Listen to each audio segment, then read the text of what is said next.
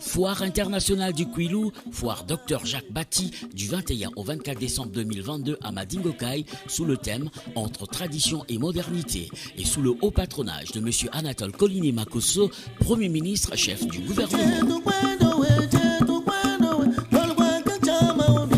La foire internationale du Kwilu, c'est la découverte de Madingokai à travers sa diversité culturelle, gastronomique et artisanale. Au programme, conférence débat au sujet de la contribution de la femme rurale à la promotion de l'économie verte et à l'atténuation du changement climatique. Musique et danse, exposition artisanale, gastronomie. Du 21 au 24 décembre 2022, tous à Madingokai à la foire internationale du Kwilu, une réalisation de l'association Amis de l'Afrique francophone AMAF et ses partenaires. Infoline 05 524 17 24 05 780 61 61.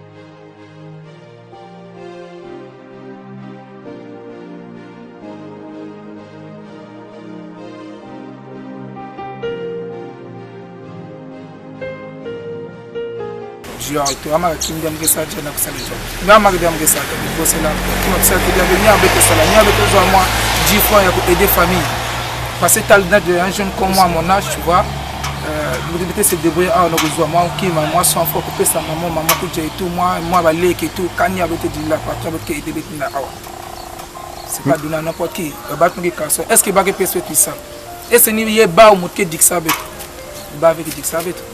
Il y a un slam charge, il y a un slam comment charge. Je sais pas comment dire.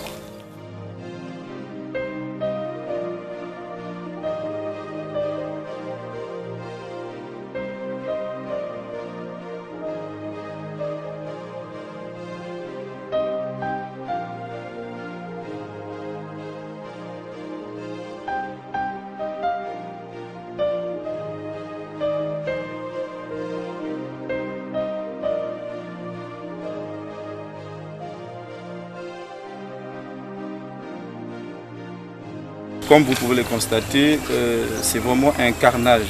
Je suis victime d'une injustice sans pareil. En effet, j'ai acquis ce terrain courant l'année 2015. Je l'ai acheté chez un revendeur qui me l'avait vendu à 12 millions de francs CFA. Et j'ai par devant moi l'attestation de vente relative. Et là. Alors, je me suis dit, bon, qu'est-ce que je veux faire de ce terrain? J'ai finalement décidé de faire de ça un lavage et un restaurant, bien entendu.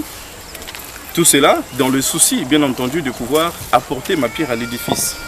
Au regard de tout ce qui se passe dans le pays, l'économie est à terre, je me suis dit, bon, je prends le goût du risque de pouvoir investir. Et donc j'ai investi, j'ai mis sur pied un lavage automobile moderne et à côté j'ai associé le restaurant-bar. Alors chemin faisant, c'est mon ami d'à côté, un voisin d'à côté, le gérant de la structure qui est en cours à côté, qui est passé me voir pour me dire, bon, ben, écoute, est-ce que tu peux me vendre ton espace? Je lui ai dit non, tu vois bien que je suis en train de mettre une activité sur pied, donc je ne peux pas te le vendre ça. Et après, il me dit non, moi, je n'ai pas de l'espace parce que j'ai besoin d'un parking. J'ai dit, oh, ben ça tombe bien. Si tu as besoin de l'espace pour un parking, tu viendras, je te donnerai de l'espace en location chez moi. Finalement, il n'avait pas apprécié ce que je lui avais dit. Et voilà, je suis donc surpris un jour, j'ai effectué une descente ici. Je suis convoqué au niveau du domaine de l'État. Je me présente au niveau du domaine de l'État.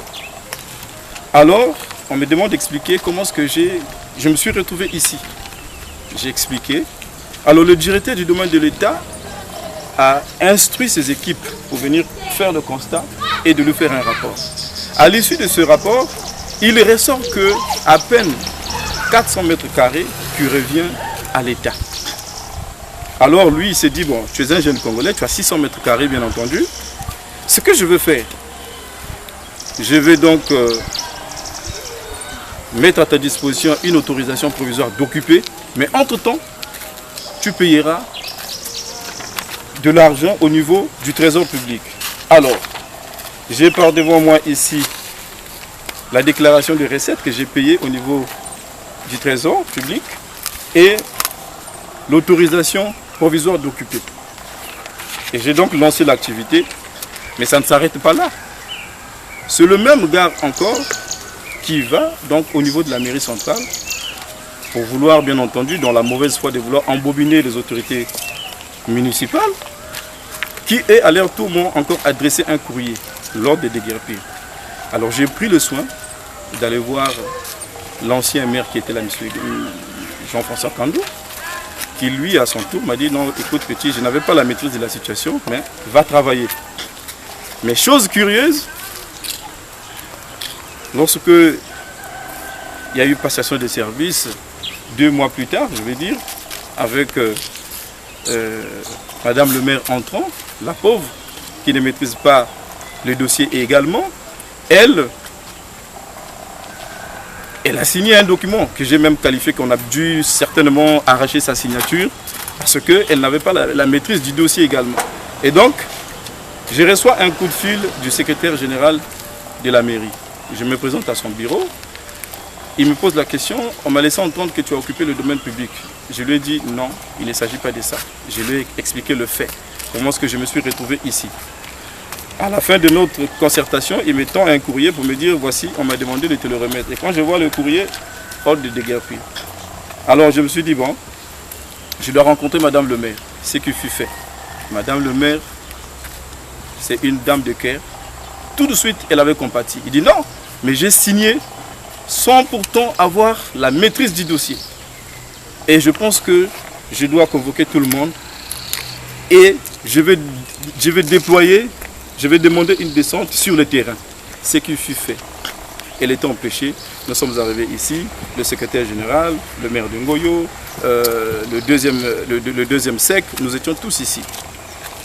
Moi, je dis au secrétaire général, j'ai dit, bon, cher grand frère, même s'il ressort que cet espace appartient à l'État, mais n'oublie pas à l'époque, n'oublie pas en amont, c'est que j'ai acheté. Ce que je vais vous proposer, je ne sais pas, à ce que je sache, l'État ni la mairie n'envisagent aucun projet pour l'instant d'utilité publique. Je pense que l'idéal serait de me laisser travailler. Laissez-moi travailler. Quand je vais récupérer mon retour sur investissement, sachant que c'est un crédit bancaire que j'ai contacté, en ce moment-là, je partirai. Je plierai mes clics, mes claques, je pourrai partir parce que je me dis, ce sont les biens de la terre. Au-delà du fait que j'ai investi. Rien qu'à l'acquisition du terrain, 12 millions. Mon investissement à ce jour évalue à 82 millions. Je lui avais dit. Mais tout ça, j'ai compris qu'il n'a pas pris ça à cœur. Et finalement, pas plus tard qu'hier, on m'a dit, ceux qui travaillent ici m'ont fait savoir, ah non, il y a une délégation ici, il y a des policiers, tout un tas de choses, avec des engins, ils sont venus casser. Je dis, il s'agit de quel type d'engin? Ah non, c'est le véhicule de Congo Terminal avec des engins de translogistique. Oh, c'est pas les engins de la mairie. Oh non, c'est pas ça. J'ai dit, ah non, je dois courir voir Madame le maire. Et quand je rentre dans son bureau, elle me reçoit. Elle a pris tout de suite, dès qu'elle m'a vu, j'ai commencé à expliquer, attends, qui est sur le terrain là-bas? Je vérifie. Elle a appelé donc le secrétaire général en lui disant, Edmond, ce que tu es en train de faire, attention, n'oublie pas que c'est d'abord un Congolais, et ensuite, autant tu sais bien le faire, ça ce sont ces mots, hein. Autant tu sais bien le faire, il faut mieux le faire. Il y a plus que ça dans la ville de Pointe-Noire. Pourquoi tu veux rendre du mal à ton frère congolais? Je ne suis pas d'accord avec toi. Tout de suite, je vais lui demander de venir sur le terrain, tu le reçois, mais suspends ton opération. J'ai pris la voiture, je suis arrivé ici, avec mon huissier de justice, pour faire le constat. Et finalement, ils ont commencé la démolition. Je suis allé, il était garé là-bas, je suis allé le voir. Je l'ai salué, je lui ai dit, grand frère, maman m'a demandé de venir te voir. Elle dit ceci, suspends ton opération. Non, je ne peux plus rien faire, je ne peux rien faire, je ne peux rien faire. J'ai dit, est-ce que tu as jugé les circonstances, les faits, qu'est-ce que tu es en train de faire? Est-ce que tu réalises ça? Tu vois dans quelle situation tu es en train de me mettre? Tu vois le choc que je vais consentir moi? Il dit, je ne peux plus rien faire, malheureusement. Je lui ai posé la question, en faisant cela, c'est quoi le but, c'est quoi l'intérêt? Qui va occuper cet espace? Il dit, cet espace restera vide. Ah bon? Ok. J'étais obligé de me déplacer. Je suis venu rejoindre mon huissier et nous échangeons. Et ceci étant, je suis très embêté. Pour un citoyen congolais que je suis, pour pouvoir avoir la bonne foi d'investir dans mon propre pays, dans mon pays, pour contribuer tant soit peu à la réduction du taux de chômage dans la ville, je suis embêté, surpris de constater que nos autorités, certaines, je ne dis pas la majorité, mais l'une des autorités de la ville me met en difficulté. Aujourd'hui, j'ai des dettes, j'ai des crédits bancaires que je suis censé rembourser. Les échéances courent encore. C'est vraiment dommage. C'est vraiment dommage. Ceci étant, je lance un appel vibrant et solennel au plus haut hiérarchie de l'État, au président de la République, le chef du gouvernement, afin de trouver une solution équitable. Et je sollicite une assistante administrative et financière. Je dois faire face à mes engagements.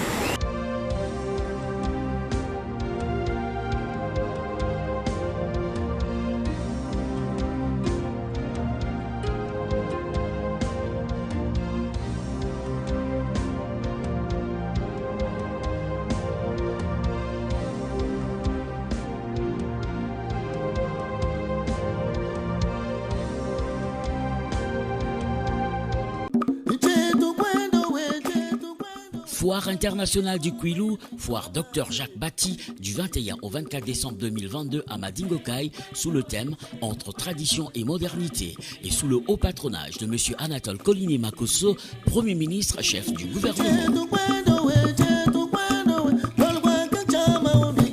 La foire internationale du Kouilou, c'est la découverte de Madingokai à travers sa diversité culturelle, gastronomique et artisanale. Au programme, conférences débat au sujet de la contribution de la femme rurale à la promotion de l'économie verte et à l'atténuation du changement climatique.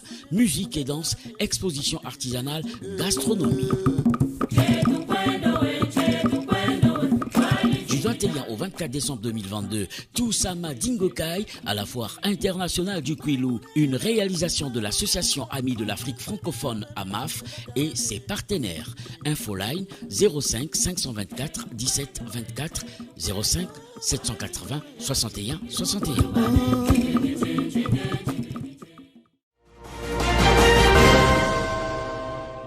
Nous n'avons fait que le travail des pouvoirs publics de restauration de l'autorité de l'État.